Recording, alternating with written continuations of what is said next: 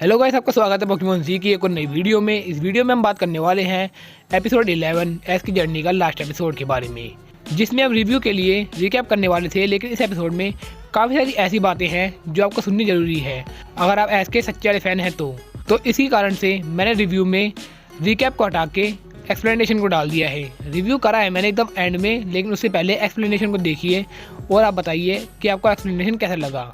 तो चलिए वीडियो को स्टार्ट करते हैं।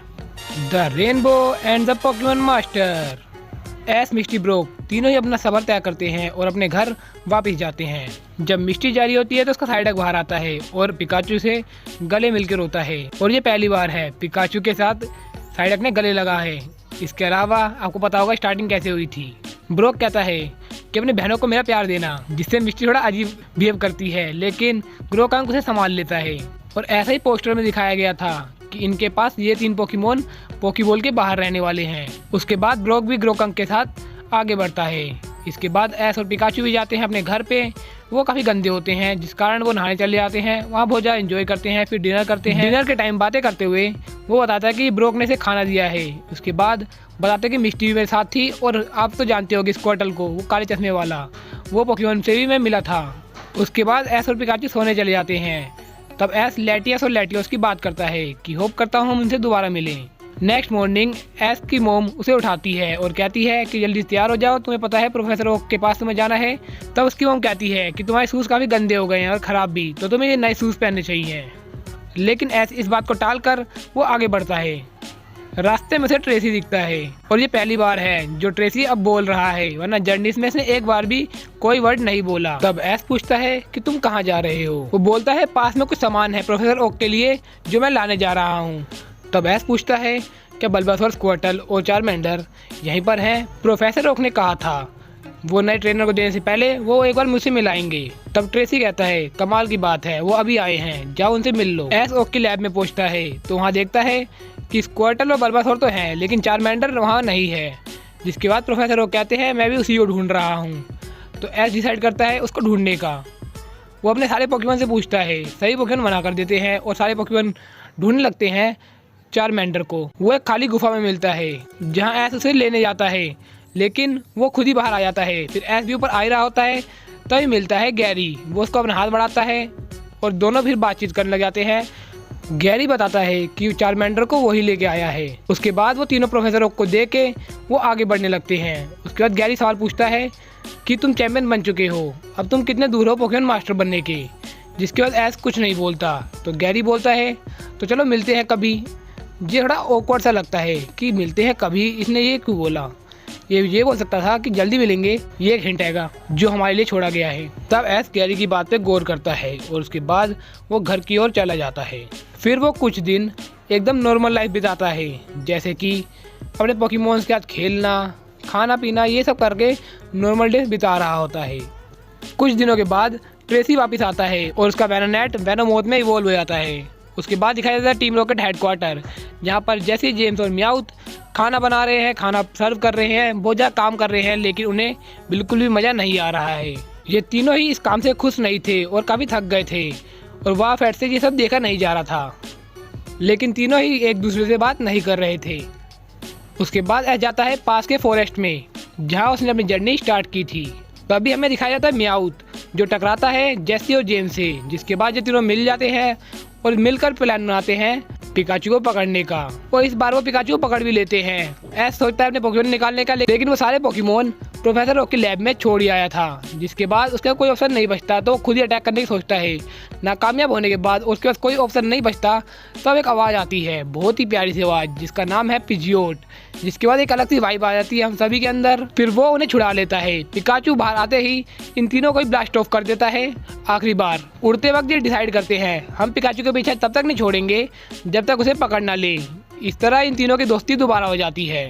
एस पिजियोट से मिलके काफ़ी खुश होता है और कहता है ये सब तो काफ़ी बड़े हो गए हैं और तुमने इनकी रखवाली करी, उसके लिए शुक्रिया। क्या तुम हमें दोबारा ज्वाइन करना चाहोगे। उसके बाद वो सभी अप्रिशिएट करते हैं कि पिजियोट को ज्वाइन करना चाहिए, और इस तरह एस का ऑफिशियली पोकेमॉन दोबारा बन जाता है पिजियोट। नेक्स्ट डे वो दोबारा निकल पड़ता है एक और नए सफ़र पर। एस की मॉम पूछती है तुम कहाँ जा रहे हो। वो इस बार कहता है मुझे कुछ नहीं पता। वो अलग अलग तरह के पोकेमोन से मिलता है, जैसे पोलीरैथ और पोलीविल, पोलीवोल, ना कि पोलीरैथ। वो थोड़ी देर घास में लेटा रहता है और सोचने लगता है जो गैरी ने उससे सवाल किया था कि तुम कितने क्लोज आ चुके हो पोकेमोन मास्टर बनने के। उसके बाद बारिश होने लगती है, वो पेड़ के नीचे बैठ जाते हैं। उसके बाद बहुत ही ज़्यादा इंटेंस वर्ड बोलता है एस, ये सब जल्दी ख़त्म हो जाएगा। पिकाचू, तुम्हें क्या याद है जो शिगेरू ने कहा था, मतलब गैरी ने? उसने पूछा था कि मैं कितने क्लोज आ चुका हूँ पोकेमोन मास्टर बनने की, लेकिन मेरा कभी ड्रीम था ही नहीं कि पोकेमोन चैंपियन बनना। मैं अपने आप को अभी भी एक चैलेंजर के तौर पे देखता हूँ। अभी हमें काफ़ी एडवेंचर करना है, कई तरह के पोकेमोन से मिलना है। इस दुनिया में, इस वर्ल्ड में हर दिन कुछ ना कुछ नया होता रहता है, जैसे कि लैटियोस। मैं उसे दोस्त बनाना चाहता हूँ, मैं कई सारे दोस्त बनाना चाहता हूँ। अब मुझे पता लग गया है कि क्या मतलब होता है पोकेमोन मास्टर का। फिर लंबे समय के बाद बारिश रुक जाती है और दिखता है इन्हें रेनबो। जब मैं पोकेमोन मास्टर बनूंगा तब तुम मेरे साथ रहोगे ना पिकाचू? एस की मॉम बोलती है ये अभी भी सो रहा है, इसे हर बार उठाने जाना पड़ता है, लेकिन इस बार ऐसा नहीं था। अब की बार उसके जूते बदल चुके थे और वो निकल चुका था एक नए सफ़र पर। अब क्या उसकी मॉम को वो लग गया है कि वो इस टाइम पे वापस नहीं आने वाला है काफ़ी लंबे टाइम तक, और इसी का पीछा कर रही है टीम रॉकेट। अरे इसमें गैस वाला वो कहाँ यार जिससे आग लगती है, तभी तो टीम रॉकेट का बलून चलता है। और यहाँ दिखाए जाते हैं ब्लॉसम के फूल जो खिल चुके हैं, इसका मतलब होता है अ न्यू जर्नी। तो यहाँ दोबारा से दो नए रास्ते आते हैं जिसमें से एक उसे चुनना होगा, और इस बार भी पिकाचू एक स्टिक ला के देता है, एस उछालता है और जिस रास्ते पे गिरती है वही रास्ता ये चुन लेते हैं, और इस तरह एपिसोड खत्म होता है और एस की जर्नी भी। तो रिव्यू की बात की जाए तो मुझे ऐसा कहीं नहीं लगा कि ये एस की लास्ट जर्नी है, क्योंकि यार ये किसी तरीके से सेंस नहीं बनाता कि एस का लास्ट एपिसोड इतना ज़्यादा बोरिंग हो सकता है। माना कि काफ़ी चीज़ें इंटरेस्टिंग थी, जैसे आज के पुराने पोकेमोन से मिलना, डेली लाइफ की तरह जीना, लेकिन फिर भी यार लास्ट के लायक नहीं था। बल्कि एम टू बी मास्टर की बिगिनिंग भी ऐसी होनी चाहिए थी। यानी कि मैं ये कहना चाहता हूँ कि ये एपिसोड काफ़ी नॉर्मल था मेरे लिए, तो इसको मैं दूंगा 10 आउट ऑफ 6 रेटिंग या 7, इससे ज़्यादा नहीं दे सकता। बस इसमें एक सबसे अच्छी चीज़ हुई है कि पिजियोड वापस आया है और इसका पार्टनर बन गया है। अगर इसके बाद दोबारा पिजियोड दिखाया जाता है कभी भी, तो यार सच में ये बहुत कमाल का एपिसोड होगा, लेकिन ऐसा होने चांस बहुत कम है अभी के लिए। तो मेरे ओपिनियन से ये एपिसोड मेरी एक्सपेक्टेशन पे बिल्कुल भी खरा नहीं उतरा। आपका क्या ख्याल है इस बारे में, आप कमेंट करके बता सकते हैं।